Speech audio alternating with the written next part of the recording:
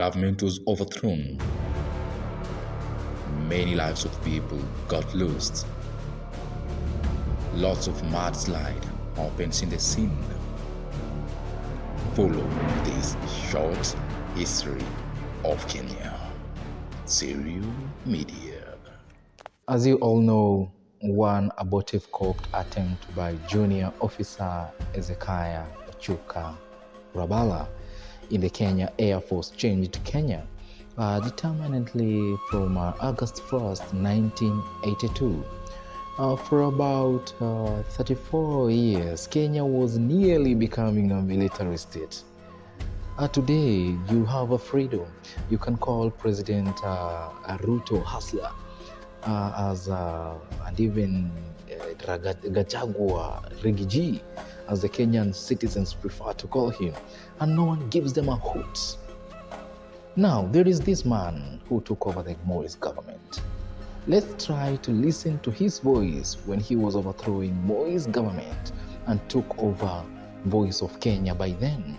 Now it is a Kenya Broadcasting Corporate, that is KBC Channel 1. Let's listen to that man.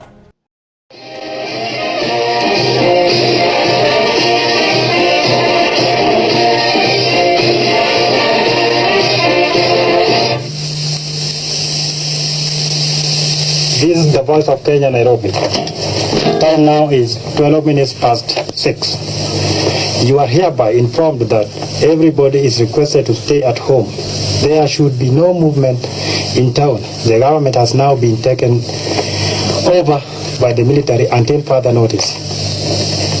There should be no movement of persons or vehicles from one place to another. The police should now assume their role of civilian until further notice.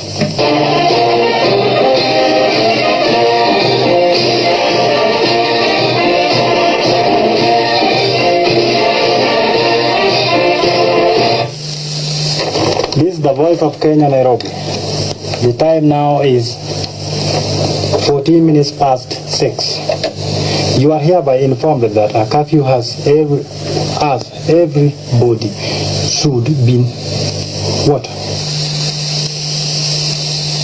declared. Everybody should Everybody should stay at home. There should be no movement in town. The government has now been taken over by the military until further notice. There should be no movement of persons or vehicles from one place to another. The police should now assume the role of civilian until further notice. A warning. The government has been taken by a very, very, very powerful group supported by the people, wananchi wenyewe na wanajeshi wote. Kwa hivyo, wherever you are, cooperate or you blame yourself. Thank you. Voice of Kenya.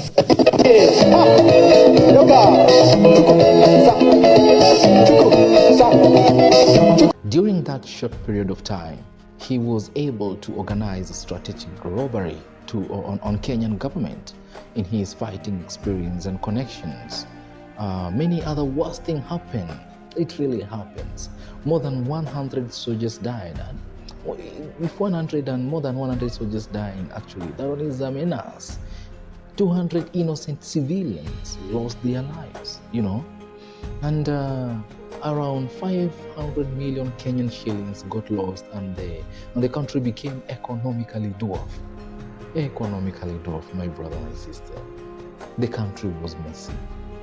But by that time, our sitting president, that is Daniel Toroitich Arap Moi, may he rest in peace, flee to his home in Kabarak just because of this one stupid man, Ezekiah Ochuka Rabala, the Air Force senior private who masterminded the 1982 coup attempt.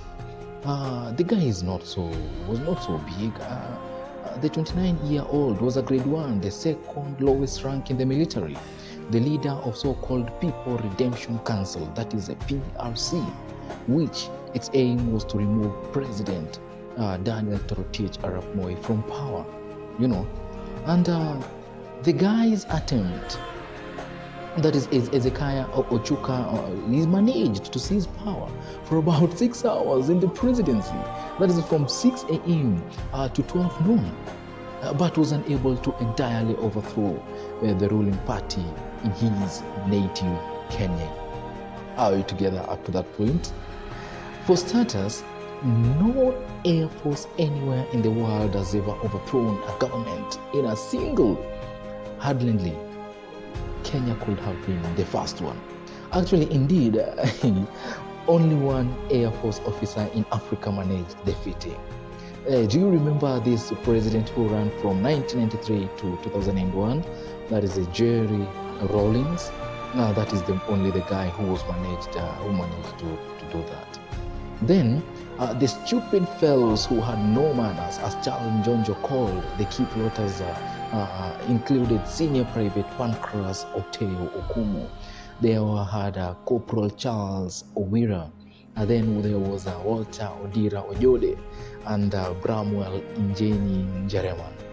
Those are the key plotters, whereby they wanted to come into together so that they can take over the government, claiming that the government was very corrupt. The angry, ambitious of Ezekiah's Ochuka's Kenyan's president for 6 hours fled to Uganda and then relocated to Tanzania, and after given a retreat by Julius Kambarage Nyerere, by then the President of the Republic of Tanzania.